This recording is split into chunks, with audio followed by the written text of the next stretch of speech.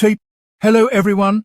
In this video, I'll be translating and summarizing the latest Urdu broadcast by Samina Pasha to make it accessible for our English-speaking audience. Let's go through the key developments and insights in Samina Pasha's words. Today, there are some terrifying news from Wadira, and many horrifying videos of the situation there are being shared. I will explain the full details regarding this.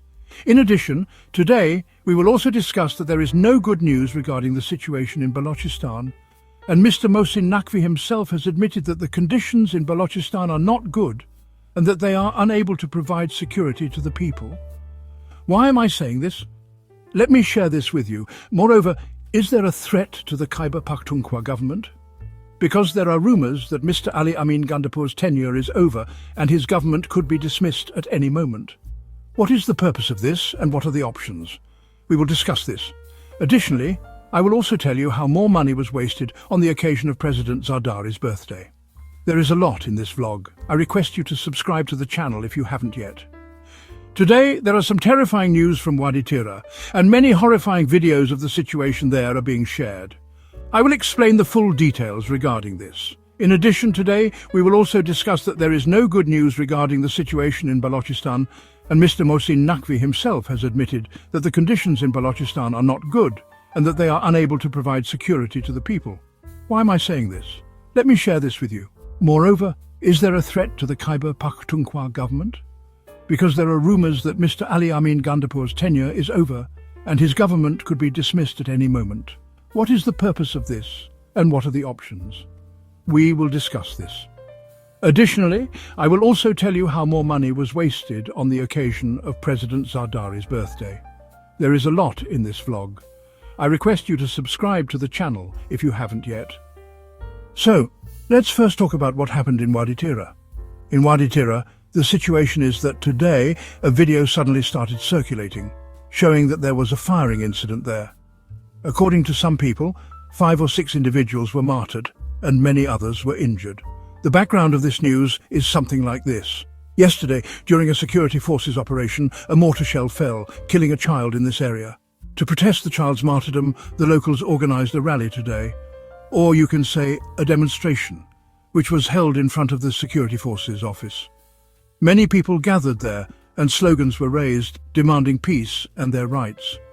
While this protest was ongoing, these peaceful demonstrators who had gathered only for peace were fired upon without any reason in a very brutal manner.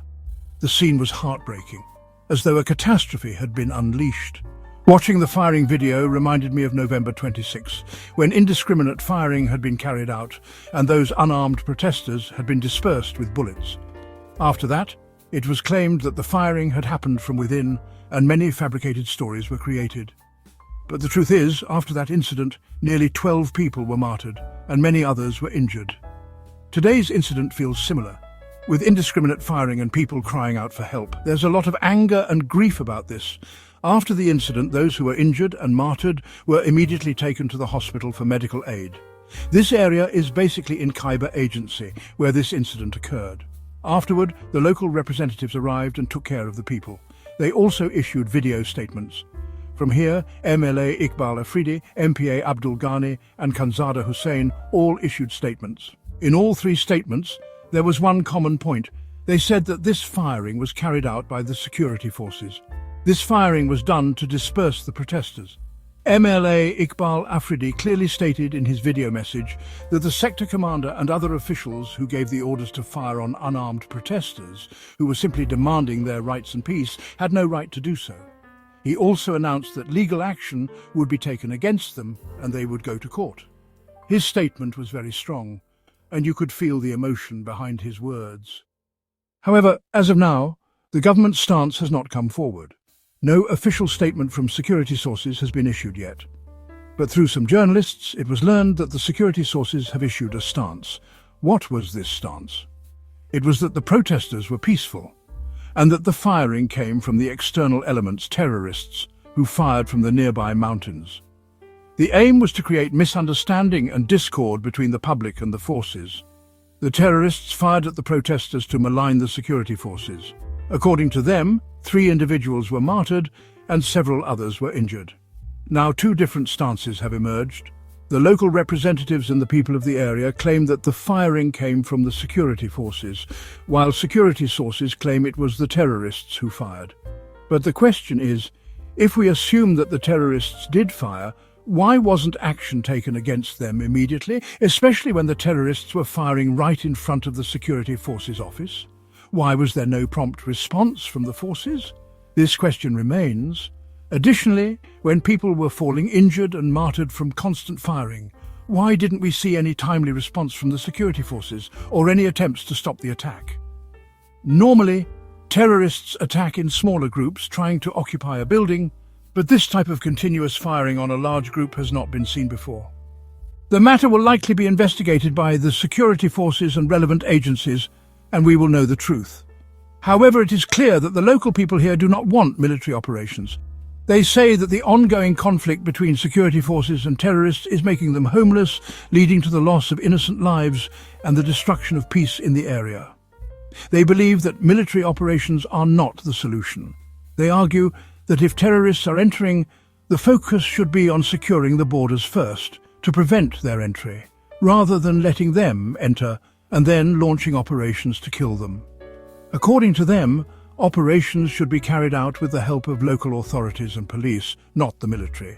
On the other hand, the federal government insists on military operations, and Mr. Mohsin Naqvi recently stated that all kinds of resources will be used for this purpose. There seems to be a clear divide between the provincial and federal government stances on this matter. Ali Amin Gandapur's government in Khyber Pakhtunkhwa has a different viewpoint, while the federal government insists on military action.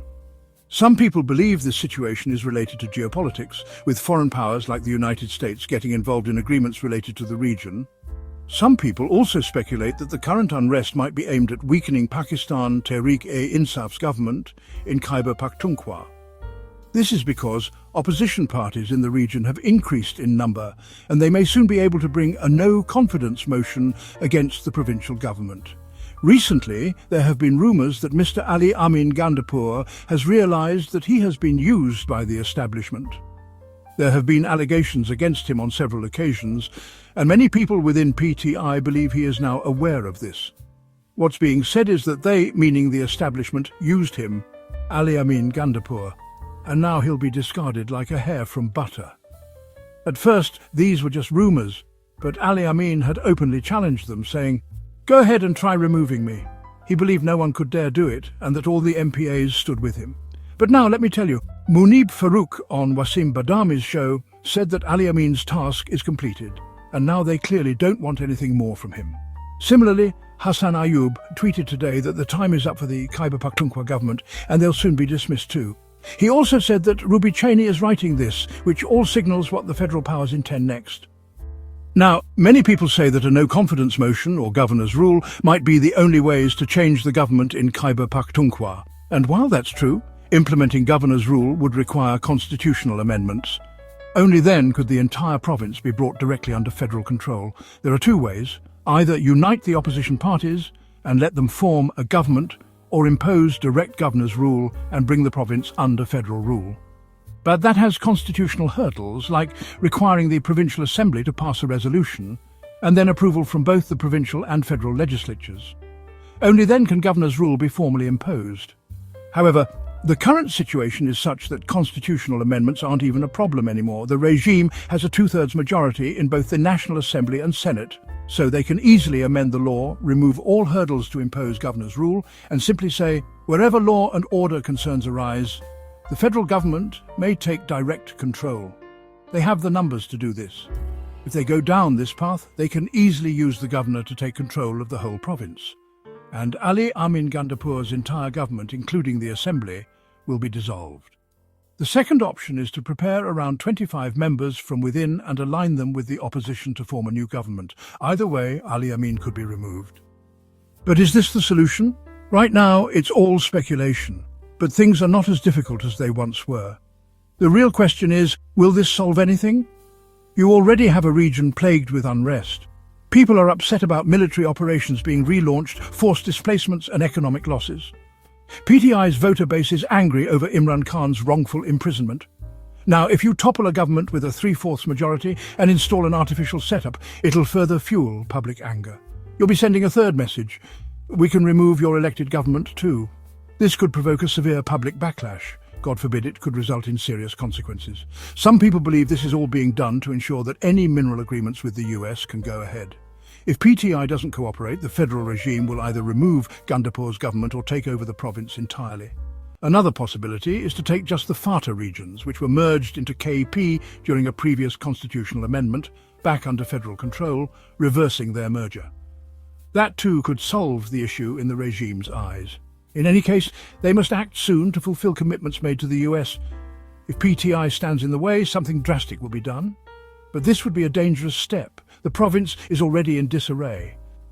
Balochistan is in similar chaos. BLA and separatists are killing people and taking over territories. The federal government now seems to admit this. Today, Federal Interior Minister Mohsin Naqvi tweeted that pilgrims heading to Iraq and Iran through Balochistan should now only travel by air, not by road, due to security concerns. This is essentially an admission that the state can't guarantee safety on those roads. What if people can't afford air travel? You're placing an economic burden on them and admitting that a part of the country is no longer in your control. This is the same Mohsin Naqvi who once claimed that the Balochistan issue was minor, just a matter of one SPO. Now everyone is asking, where's that SPO? Why hasn't the issue been resolved? Maulana Fazlur Rahman and Mustafa Nawaz Kokar have both said that 50 to 60% of Balochistan is no longer under government control. So where have we ended up? On one hand, Balochistan is burning. On the other, the regime seems eager to destabilize KP. What will be the consequences? Only God knows. May God have mercy on our country. Finally, let's talk about how, despite all this, Asif Ali Zardari is celebrating his 70th birthday, with grand festivities, entertainment and newspaper ads costing crores. Even though his health is frail and the country is in shambles, poverty, unrest, floods, he's celebrating like a child. Dil to Bacha Haiji seems to be the mood. If you want to celebrate, fine, but at least don't do it at government expense. Those ads from the Sindh government allegedly cost crores. If the poor are forced to pay for Zardari's birthday, what should they pray for? His health or his departure? Optics matter. When the nation is drowning in crisis and you spend millions on personal celebration, it's in very poor taste. That wraps up our translation of Samina Pasha's video. I hope this English version helped you understand her message better. Please like, share and subscribe to Awami Lens to help our community grow. Don't forget to leave a comment below and let me know what you thought of this effort.